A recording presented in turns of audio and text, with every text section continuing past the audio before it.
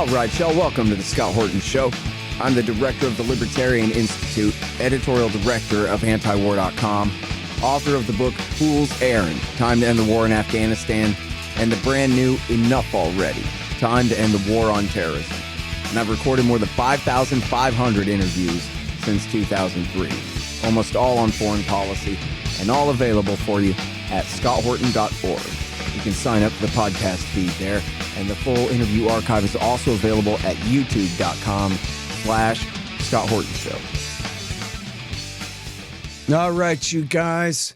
Introducing Trevor Aaronson, and you know what that means. The feds framed another guy. Trevor is, of course, the great author of The Terror Factory, which started out as a great investigative piece at Mother Jones years ago and became a great book. The Terror Factory, of course, being the FBI. What they do is they frame stupid people. They're really good at that. Welcome back to the show. How you doing, Trevor? Hey, Scott. I'm great. Thanks for having me. Very happy to have you here. Catfished by cops, the Hamas terrorist who wasn't. First of all, please tell us the story. And second of all, I promise to save all of my commentary about all the hilarious subtext of this article until later in the interview. But please tell us about this horrible terrorist who joined the U.S. Marine Corps.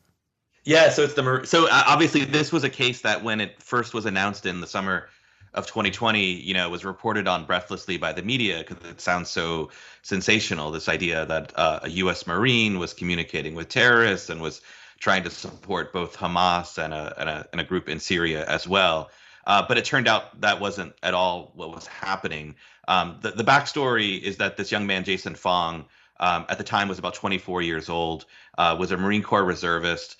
And, during the pandemic, like a lot of people, just found himself spending a lot of time online. And, he first got on Instagram and was interested in the Boogaloo movement and was talking to people who were in that movement, was following Instagram accounts about that, decided like that really wasn't where his interest lay, and ended up around that time converting to Islam and getting involved in similar kind of Instagram groups, but about Islam. And one of the things that he describes is how these Boogaloo groups and these Muslim accounts on Instagram were kind of very meme oriented. All of the humor was very sarcastic. And what he liked about the accounts he was finding, Muslim centered accounts, was that they were kind of shared a similar sense of humor as the Boogaloo accounts, but, were about a different topic. And so he ended up, as a result of these, groups, going into like private chats and talking to people, as all of us do, right? I think most people have like a Signal group that they communicate with among close friends, and that was similar for what Jason was doing. But it turned out that it wasn't just people who were interested in Islam that were in the channel. It included two undercover cops. One was an employee of the New York Police Department, and the other was an FBI informant who was being paid to kind of find people online. And so over the course of several months, they communicate online. Of course, the undercover cops catfishing him, bring up terrorism a number of times.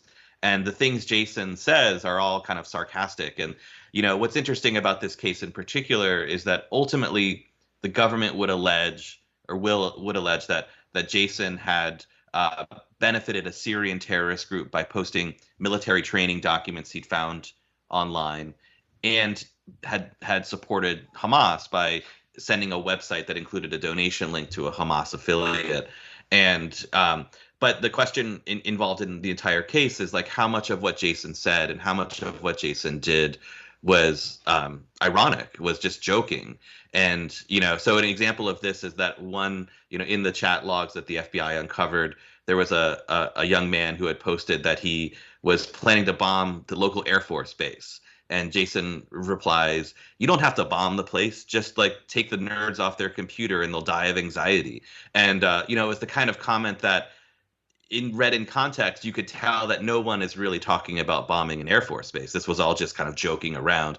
Granted, you can, argue that the taste of the jokes weren't good, but at the same time, they're jokes. And what the FBI was able to do with the help of the New York Police Department is really frame a lot of these communications, taken out of context, and make it seem as if Jason really was trying to support terrorism. When I think when you look at the case as a whole and look at the communications and the context that they occurred, it's clear that, well, Jason may have had some ideas that most Americans would disagree with, there was nothing actionable. There was no direct intention to support terrorists or get involved in any sort of terrorism. And so ultimately, to fast forward, Jason is charged with material support, but the feds weren't able to make that case.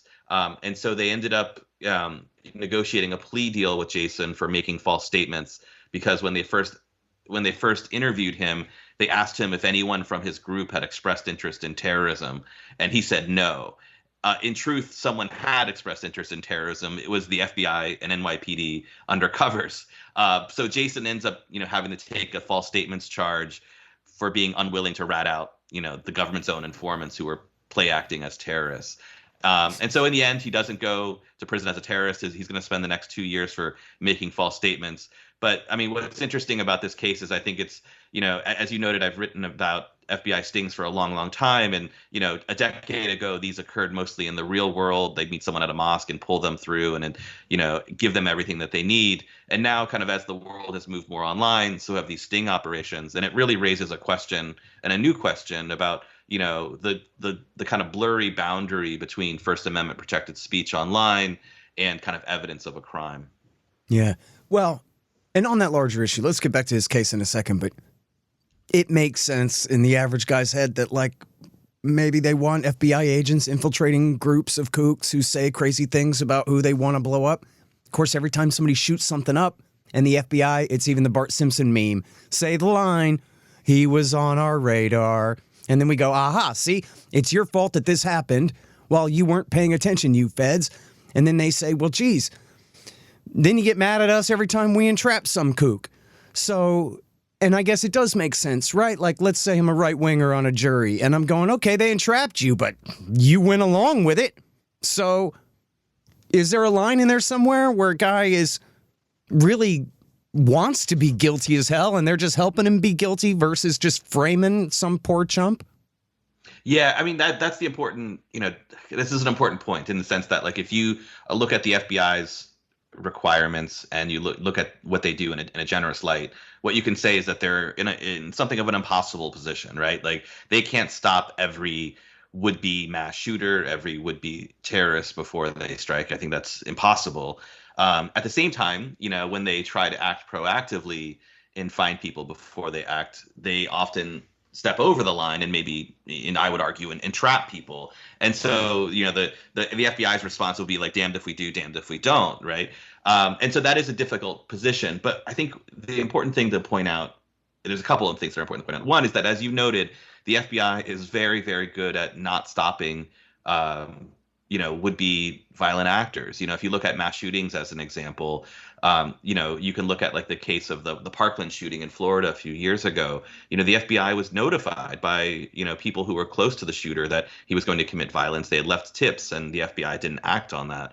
And there are a number of examples where the FBI, including the shooting of the gay club in Colorado Springs a couple of years ago as well, where the FBI had advanced knowledge and was looking into the person, but then ultimately dismissed that person as a threat. Mateen in Orlando, too. One of the worst terrorist attacks since September 11th. Omar Mateen, exactly. His father was an FBI informant even. And so there are a number of examples that you can point to where the FBI's system for catching violent actors before they strike, even though that is the FBI's, number one mandate in the post 9/11 era, is an incredibly difficult thing to do, but also is something that the FBI has a very poor track record on. And so I think, if you look at sting operations, what the FBI would say is like, well, look, these sting operations catch these people before they become the Omar Mateens. And I would point out that I think that's it's a reasonable argument, but I don't think it's one that ultimately holds water, because if you look at kind of the history of these sting operations, as just one example, if you look at, like, the Boston Marathon bombers, for example, the FBI was notified in advance by Russian intelligence services that there were concerns about the Elder Tsarnaev brother. We know that the FBI then investigated the Elder Tsarnaev brother and ultimately, both tried to recruit him as an informant and viewed him as not a threat. At the same time, they then pursued the same office in Boston, then pursued this sting operation involving this man who was mentally ill, was wearing adult diapers, and gave him his name was Rezwan Firdos, and gave him a plane or a drone, basically, and that they said he could load with grenades and then fly into the U.S. Capitol. And that was the arrest that they made. And so what my argument has been is that if you at least look at a few anecdotes, and really, unfortunately, there's not a lot of data on this, so we have to kind of limit ourselves to a few anecdotes. But if you look at these anecdotes, such as the Boston case, you can point out these sting operations may not be stopping the real terrorists, but instead distracting the FBI from the real threats. So as they were going after Rezwan Firdos in Boston, they were ignoring Tamerlan Tsarnaev. And I think the reasonable question is, like, as they're spending so much time going after a Jason Fong online, what else are they missing? And Right. and I think, that's the larger question in these cases. Yep. Well, and the good thing about being you and me is that we've been doing this for so long that, of course, long before the Boston bombing, you and I had this discussion on this show that, geez, as long as George Bush is over there blowing people up and Barack Obama's over there blowing people up and causing blowback terrorism against the United States, the FBI is leaving us vulnerable. Every time they're chasing their tail on one of these stupid stings, when they're ignoring the real threat, and we're going to end up getting bit. And then happened after we said that, Right. It happened after. Yeah. Yeah. I think, this stings are kind of a little bit like heroin for the FBI, right? It's like, it's hard for them to give it up because in a way, stings are really a great avenue for the FBI to prove that it's doing a good job, right? It gets millions and millions of dollars. I've said this line before in the past, but it holds true today, that the FBI can't go before Congress every year and say, hey, thanks for these millions and millions of dollars. We didn't find any bad guys.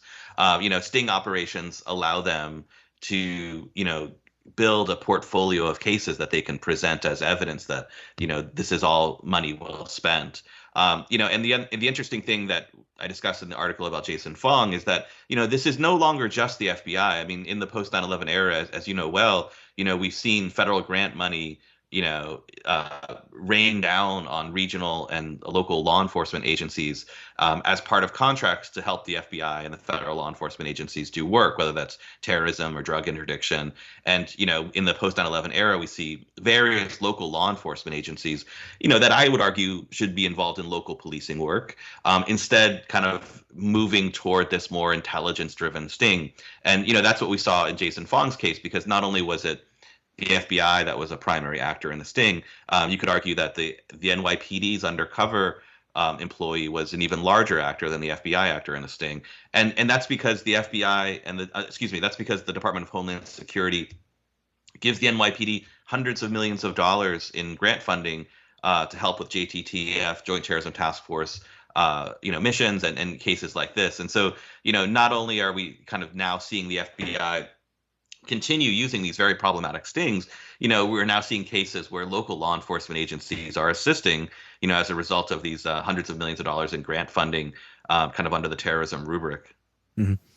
Right. So this is where we get into, like they call the public choice theory here, where there's no real national interest. There's just the interests of the individual actors sitting in their offices making these decisions, from the president to the FBI director to the special agent in charge in whichever city, and their informants too.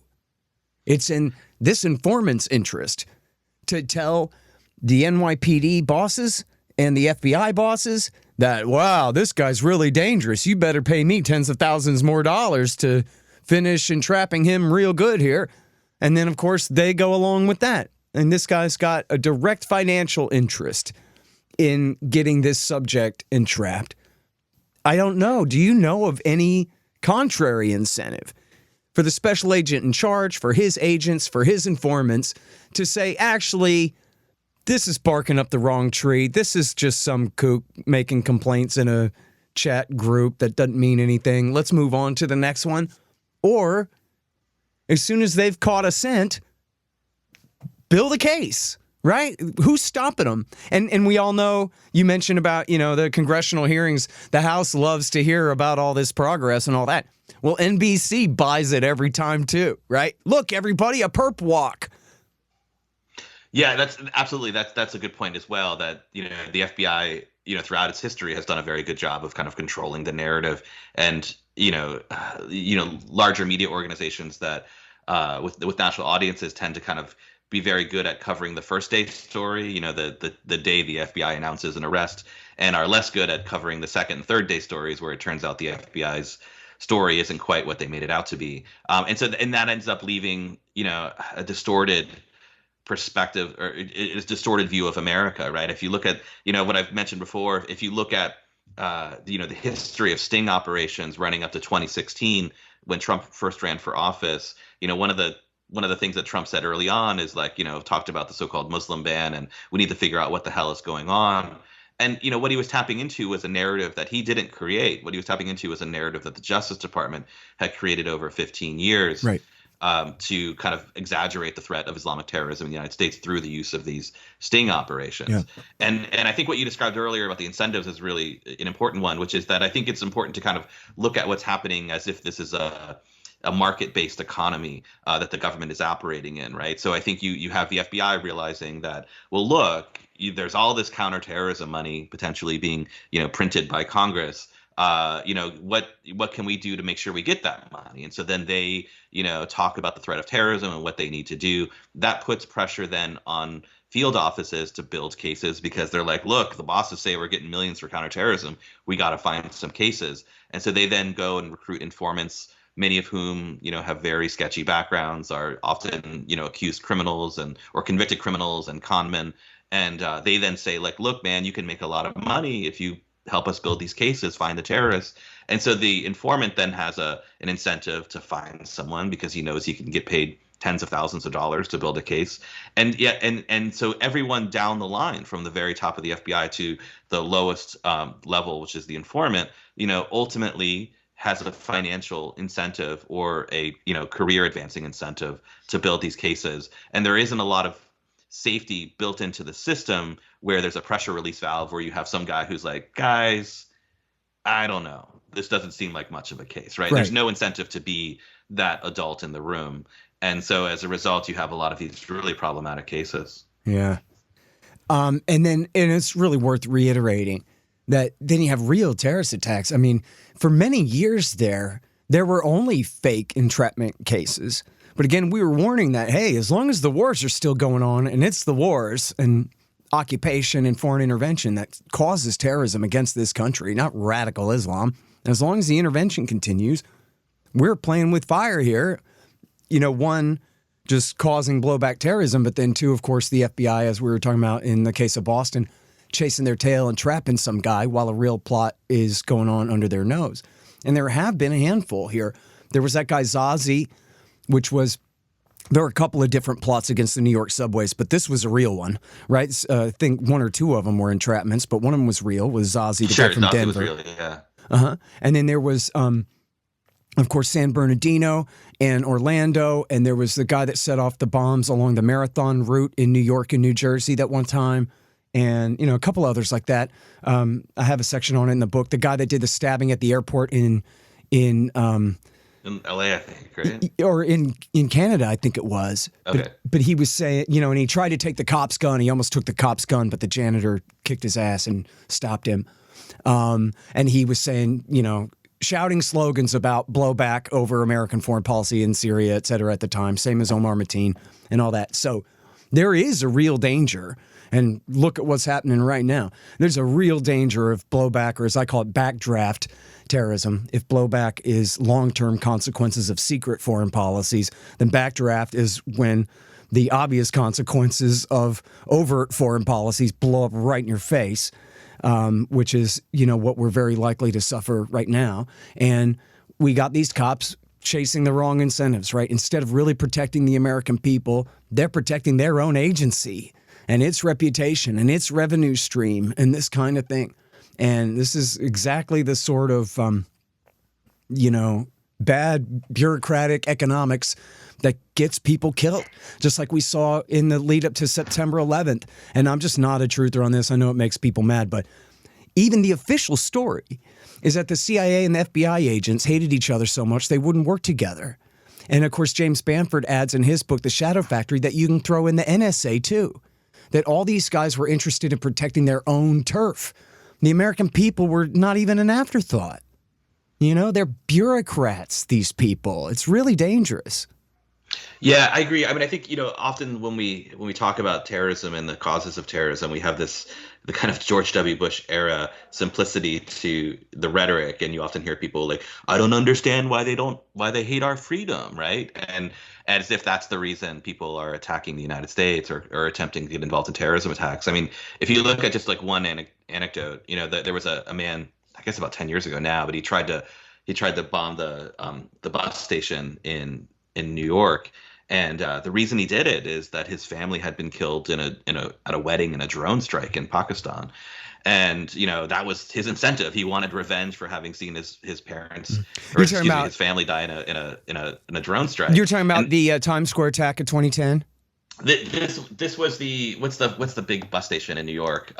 He had a bomb strapped to his chest that fortunately didn't go off. Oh, and he this was a tackled. different one. I was thinking of, Yeah. because that's almost the same story as Faisal Shahzad was the guy that tried to bomb Times Square. Shahzad also, yeah, he had claimed that his family had been killed in a drone strike as well. Yeah. And so I think if you're looking at kind of roots of terrorism, I mean that's what you have. And then what makes the FBI policy so pragmatic or so problematic in targeting Muslims. If you go and listen to Anwar al-Awlaki videos from back in the day, what he describes is an America that is does not support Islam and is against Islam and unfairly treats Muslims. And then so you look at what happened in the post 9/11 era, and that's pretty much what happened, right? Not that the FBI is trying to live up to what Anwar al-Awlaki's criticism of the United States are, but at the same time, like that's the policies in response to the terrorism just kind of further engender anti-American feelings among Muslims, not only in the United States but around the world, that they feel that the American government is unfairly targeting them, and all of that, then obviously pushes people toward extremism, and then you can even look now at given the Israel-Gaza war and the United States' military support of Israel, you have the FBI director now saying, well, look, we're concerned about, Hamas actions as well, even though to this day there has never been a real Hamas case in the United States. But, he's kind of very plainly saying, if you take him at his word, that, look, American foreign policy, is engendering potential terrorism in the United States. Yeah. And, at least, you have that acknowledgement, but that's not really, the idea of blowback and the roots of terrorism, unfortunately, aren't something that are, discussed very much in the open in Congress or in the media. Mm-hmm.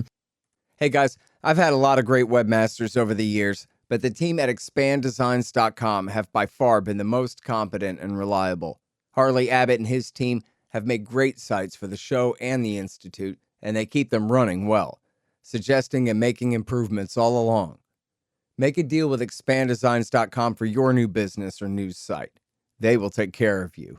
Use the promo code SCOTT and save $500. That's expanddesigns.com.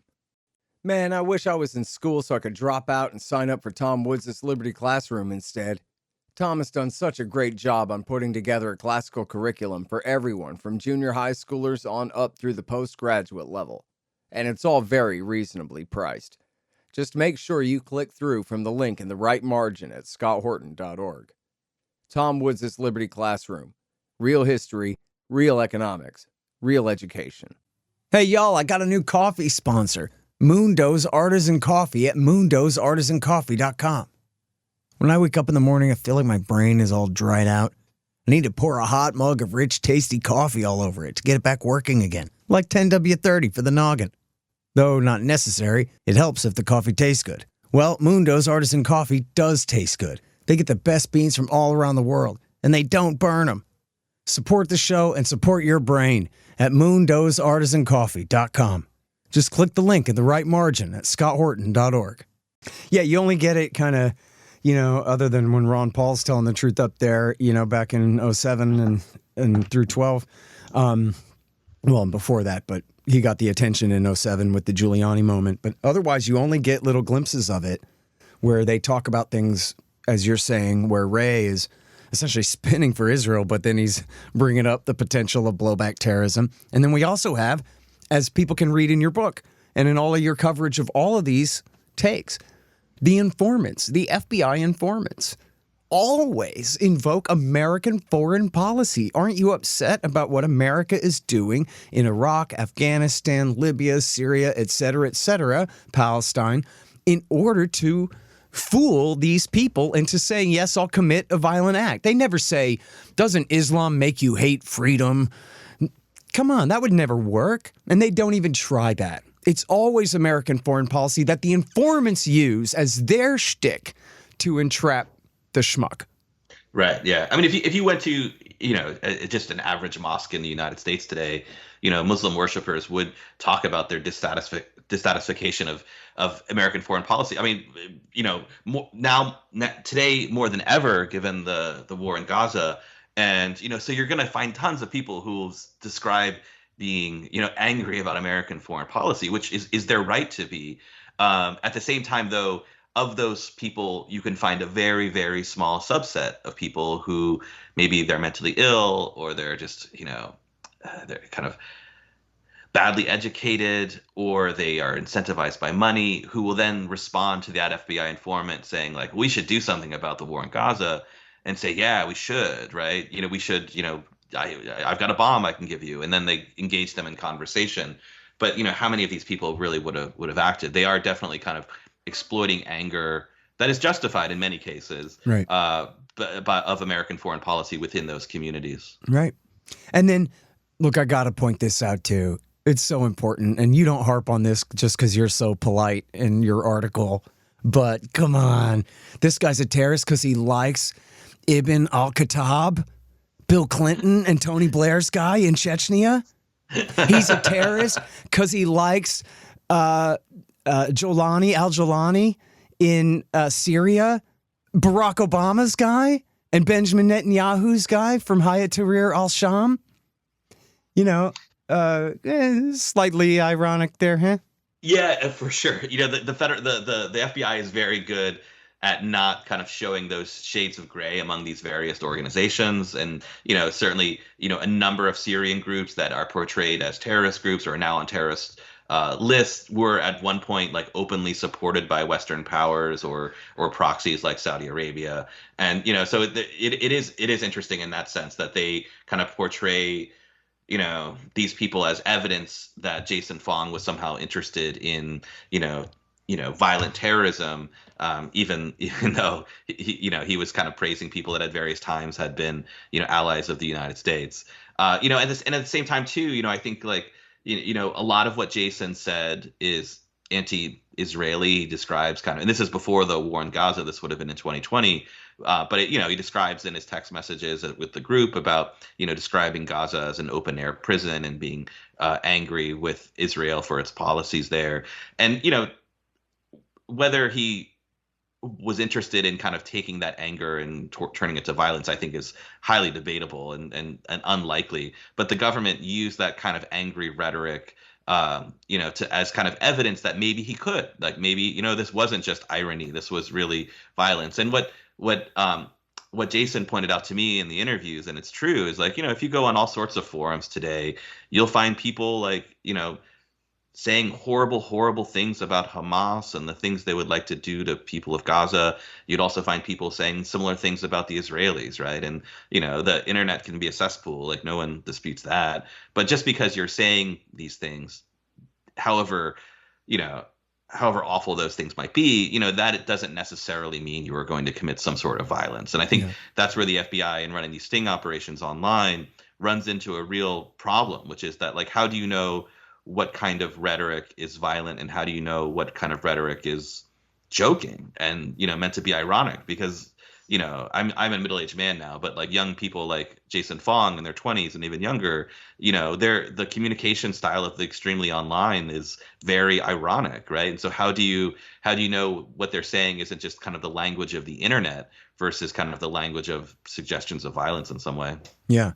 All right, now, real quickly here, and I'm sorry I talk too much in these interviews, but I love talking with you. Can you just tell us here real quick about how this case fell apart? Yeah, so it's kind of an interesting story. So they had initially charged Jason with 2 counts, or several counts of material support, I should say. 1 count specifically involved supporting Hamas or Al-Qassam brigades, which is the militant affiliate of Hamas, because Jason had shared a website for them. And basically all he said was, I think this is a cause we can all get behind. Did not kind of explicitly ask them to donate, did not donate himself.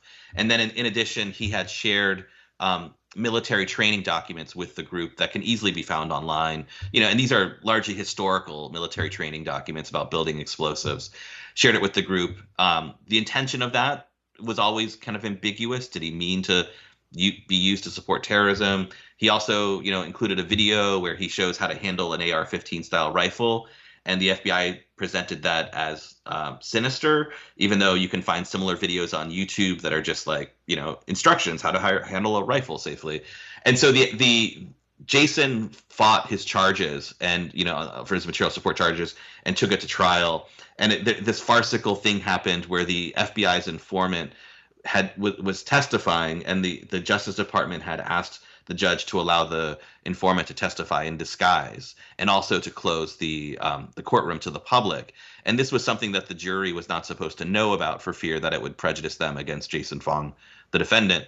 And it just so happened that this Los Angeles billionaire who had been involved in this patent dispute with Mattel's Barbie stumbles into the courtroom to say hello to the judge, because that particular judge had overseen their Mattel lawsuit.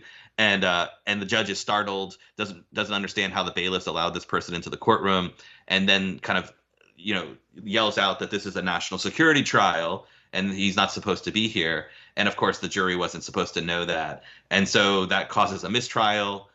Jason is then kind of thrown back into limbo. And I think at that point, the government realized that it was going to be really hard for them to make the case against Jason, given how ambiguous a lot of the evidence was.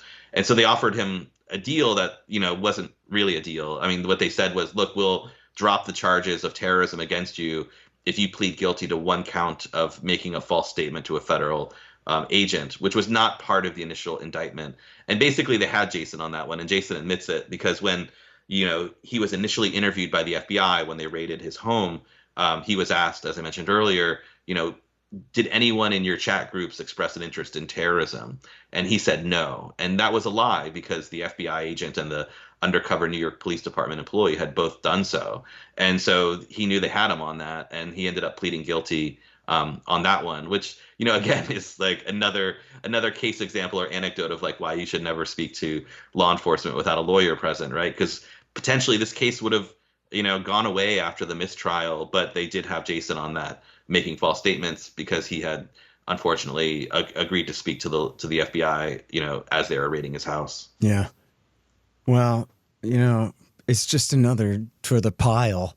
And I have a kind of map of America in my head with little thumbtacks where all of these fake cases are from, like the Miami 7 in Lodi, California, and the Fort Dix pizza plot, and the synagogues up in Brooklyn, and what I mean? Like, it's just another one for the pile here, out there, California way. There. Yeah, no, it's got the NYPD entrapping some idiot. Right, and it's it's really like, to me, it's just very counterproductive. There's also a part of me that years, I've been writing about this for over 10 years now, and there's a part of me now, like looking backwards, that thinks like, how does this ever end, right? Like, how do we finally get to the point where Congress says, okay, maybe we don't need to spend as much on counterterrorism, or maybe we should review, whether the FBI's tactics are effective. But no one really has these conversations at a level that would cause reform. And, so we're just kind of stuck in this kind of loop. And, the FBI will keep finding cases, because you can always find someone that you can kind of set up in one of these stings. And so, more recently I've started to wonder, like, how does this end? Maybe it doesn't, not anytime soon. Well, and especially with this foreign policy, as long as they continue to build up these terrorist groups and then occasionally stab them in the back and turn against them, and then flip back and forth over and over again the way that they do, and continue supporting Israel in Palestine and Lebanon and elsewhere. Look at what just happened in Iran. Presumably that was Israel or the United States that had either MEK or a bin Ladenite type group do that bombing, which could lead right to not just war in the Middle East, but terrorist attacks across Europe and the United States and God knows what. And so You know, I For sure. presume Yeah. the worst is still headed this way. Like, if we have an FBI at all, I would like for them to pay attention to real-ass Bin Ladenites, please, and leave regular schmucks alone and protect this country from their sister agencies' policies and the consequences of them, you know? Right. Remember there was that one where the FBI was prosecuting a guy for wanting to go to Syria, and his lawyers and father complained. But the CIA recruited him. They told him it was okay. He was going to fight for the moderate rebels. Yeah, there's a number of cases where they've got people whose activity was almost entirely online, with the only kind of real world activity being that they showed up at an airport expecting to kind of fly to Turkey or somewhere else in the Middle East. Yeah. And that was when America was on their side in the war there. Yeah. Anyway, I'm sorry, we're overtime, but the thing is so crazy. And what's funny is I used to be so jealous of you because I started to write a book like this. I had a co-author and we had a whole book proposal. I think you know this. And we had a whole book proposal. We shopped around to some different publishers and stuff. And, you know, based on a few of these, Liberty, City 7 and whichever, Lodi. And we just couldn't get any takers. And then you beat us to it. And I'm just so glad now. Thanks for It's such a burden. It's funny, like when and I imagine you've had experienced this as well. Like when I was pitching the book around over 10 years ago, there was a lot of skepticism about, is this really true? Is the FBI really doing this? Yeah. Does anybody care about this either? Yeah. And but it has been interesting to see how it's shifted. In some ways, shifted in a farcical way. I mean, I think some of the kind of more right-wing propaganda about the FBI is a little out of touch with the facts, but it is pretty interesting to see that people are very open to accepting that this happens now, and open to seeing the criticism of the FBI. Yeah, and those of us familiar with the FBI's PatCon operation and infiltration of the Patriot movement in the 1990s, and their informants' involvement in the Oklahoma City bombing and other things, has some parts of the right pretty wise to this kind of deal, and I think, in fact, parts of the right getting wise to this. Like you look at the absolute hoax of the Whitmer kidnapping plot there. And then I think it's incumbent upon libertarians like myself to point out that, look, they do this to leftists, to Earth First environmentalist types. They do this to Muslims. They do it to Army veterans. They do it to right-wing Trump supporting patriots.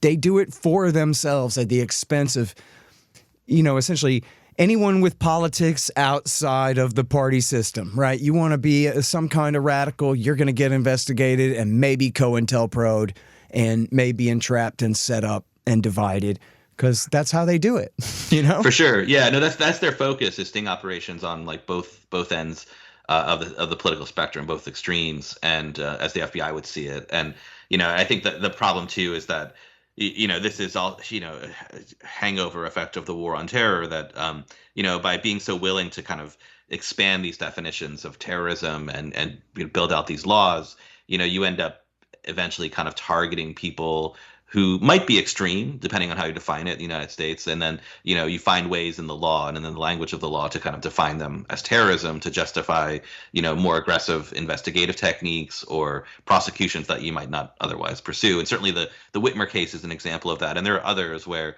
the FBI has kind of exported these tactics that it refined in the war on terror against Muslims and have applied it to other communities, whether that's, kind of far right communities like, militia members, or, you even see this today in kind of like, I've written a couple of stories about like money laundering cases involving kind of dupes that had no interest in money laundering, but the FBI is able to kind of create these by, using these very aggressive sting operations. And, I think that's kind of the farce that we're in today, which is that more often than not, when you're looking at high profile cases that the FBI pursues, they're sting operations. That doesn't mean they're all sting operations, right? Like, I think this Robert Menendez investigation and indictment is a good example of what the FBI can and should do, right, when they're investigating, that type of high-level political corruption. But at the same time, these sting operations that target very marginal people in our society whose capacity for violence is very questionable doesn't seem like a good use of their resources.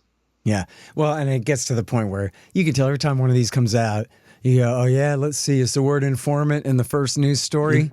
Okay, Right. let's wait till the second or third one comes out and see what it was that this guy allegedly said to an FBI informant. Oh, okay. And then we all you feel the whole planet shift under our feet as everybody rolls their eyes at once. Okay, another informant job.